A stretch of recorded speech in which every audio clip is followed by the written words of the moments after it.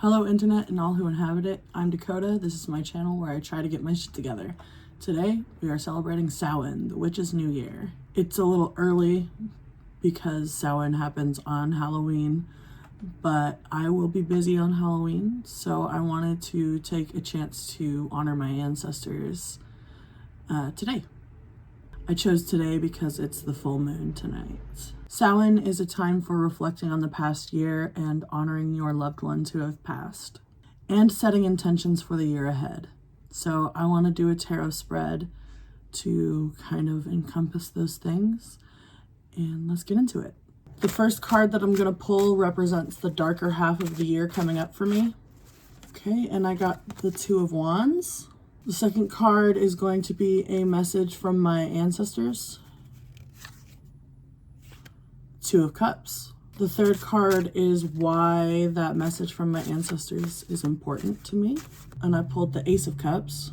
The fourth card is how to protect myself from negative energies. And I pulled the Four of Swords. And the fifth card is to represent a shadow aspect of myself that I need to look more into. And I got the Ace of Pentacles. So this is what I think that reading would mean. The first card, the Two of Wands.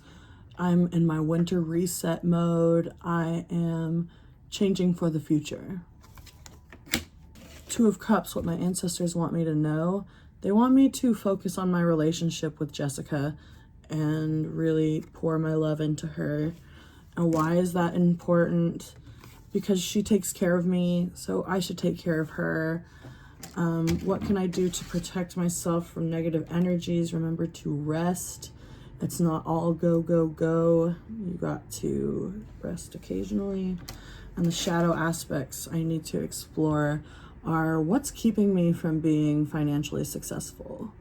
One of the most important parts about Samhain for me is honoring people who came before me. So I'm going to make a little altar for them today, and it's going to include some photos and some items from people who have passed to honor them. The altar will be finished later today when I add a plate of food for an offering, but you know, I've got to cook it first. So let's make my ancestor altar, and you can do this too. It doesn't have to be elaborate. You can do it any way you like. This is the space I'm going to use. So as like an altar cloth, this is a doily that my great-grandmother made. So that is to honor her. This little wooden box is something that my grandfather made. So I'm going to put it here. And when the plate of food comes, it will go on top of this. This is a photo of my Uncle KJ when he graduated high school. These are just some candles. This is one of my wife's uncle's tools. So I'm gonna put a candle in it because I thought that was kind of a cute idea. And these are some more tools because we're honoring two of her uncles who both gifted us lovely tools when they passed. And I'm going to arrange these in a star. And then I'll show you my little altar.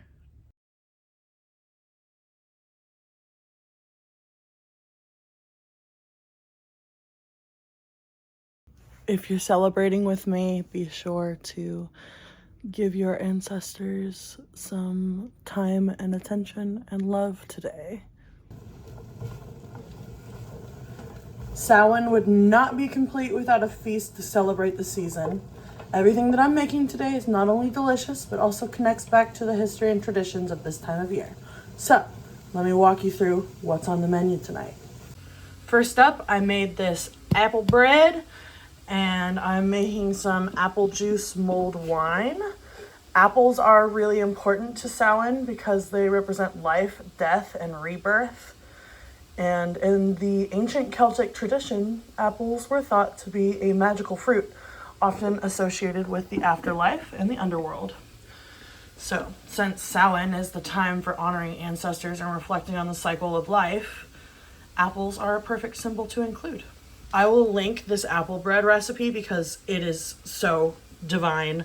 And this mulled wine is made with apple juice, cinnamon, and spices. It feels warm and comforting, and it really is a perfect way to honor the changing seasons.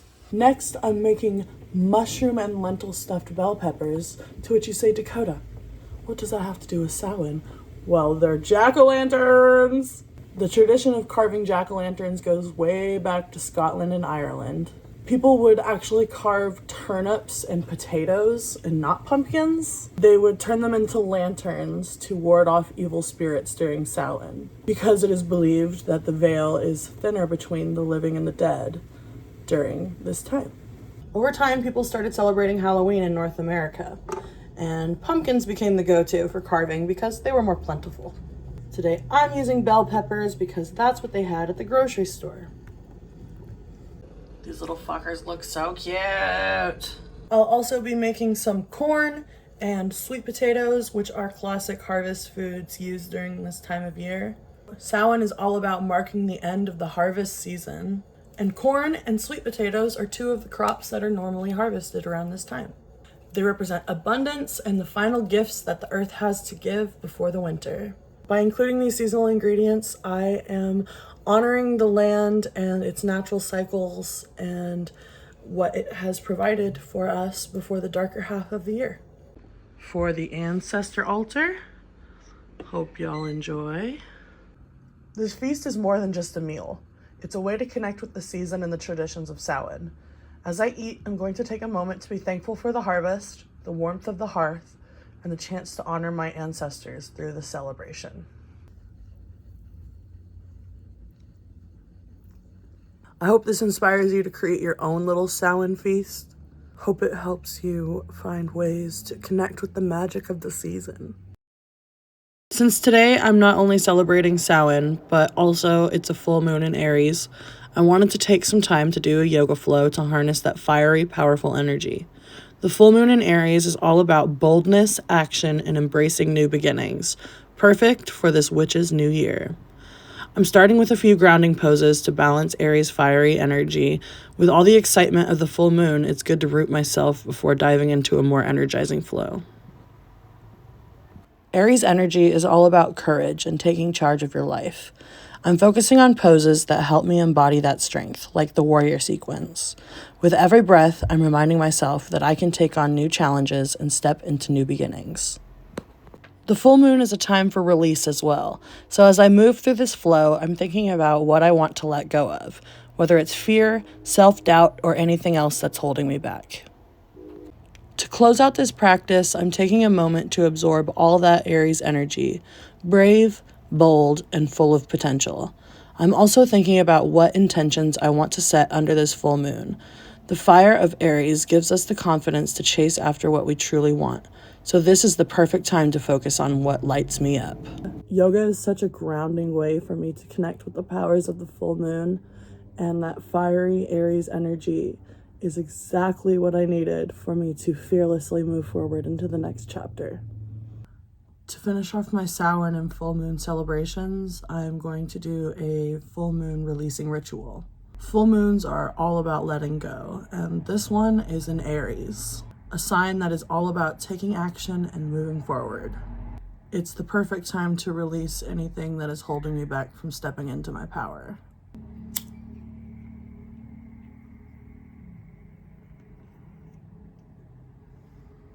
I like to start by getting clear with what I want to release. Today, I'm letting go of fear and self-doubt to make room for confidence and self-trust. Whatever you feel like you need to let go of, this is your moment to release it with intention.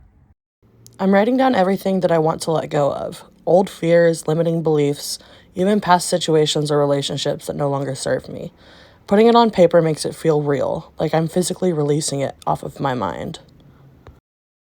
Now that I've got my list, I'm going to burn it as a symbol of release, because fire is a powerful element of transformation. And since this full moon is in Aries, one of the fire signs, it feels extra potent to use flames in my ritual. And as the paper burns, I'm visualizing all the things I've written, letting go, transforming in the flames, and making space for new energy.